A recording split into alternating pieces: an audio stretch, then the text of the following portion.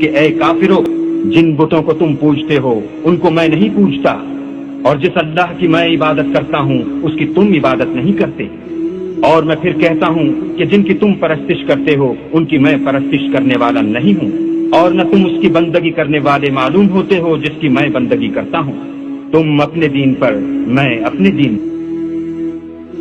اور ان لوگوں کی نماز خانہ کعبہ کے پاس سیٹیاں اور تالیاں بجانے کے سوا کچھ نہ تھی، تو تم جو کفر کرتے تھے اب اس کے بدلے عذاب کا مزہ چکھو۔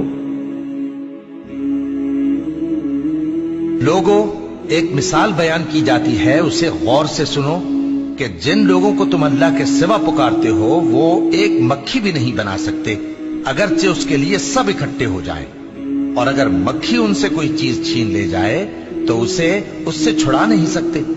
طالب اور مطلوب یعنی عابد اور معبود دونوں گئے گزرے ہیں۔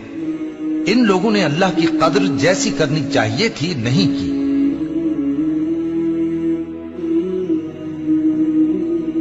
اور جب کوئی بے حیائی کا کام کرتے ہیں تو کہتے ہیں کہ ہم نے اپنے بزرگوں کو اسی طرح کرتے دیکھا ہے، اور اللہ نے بھی ہم کو یہی حکم دیا ہے۔ کہہ دو کہ اللہ بے حیائی کے کام کرنے کا ہرگز حکم نہیں دیتا، بھلا تم اللہ کی نسبت ایسی بات کیوں کہتے ہو جس کا تمہیں علم نہیں؟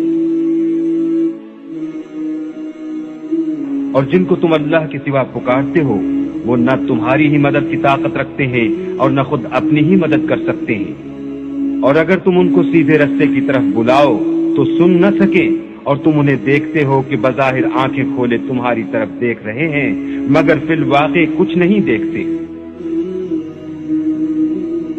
یہ بہرے ہیں، گونگے ہیں، اندھے ہیں کہ کسی طرح سیدھے رستے کی طرف لوٹ ہی نہیں سکتے۔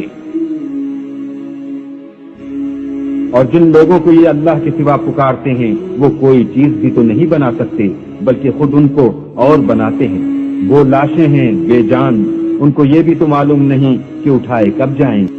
تمہارا معبود تو اکیلا اللہ ہے، تو جو آخرت پر ایمان نہیں رکھتے ان کے دل انکار کر رہے ہیں اور وہ سرکش ہو رہے ہیں۔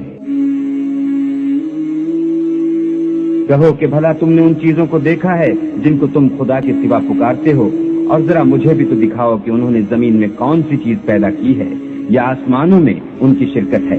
اگر سچے ہو تو اس سے پہلے کی کوئی کتاب میرے پاس لاؤ، یا علم انبیاء میں سے کچھ منقول چلا آتا ہو تو اسے پیش کرو۔ اور اس شخص سے بڑھ کر کون گمراہ ہو سکتا ہے جو ایسے کو پکارے جو قیامت تک اسے جواب نہ دے سکے اور ان کو ان کے پکارنے ہی کی خبر نہ ہو۔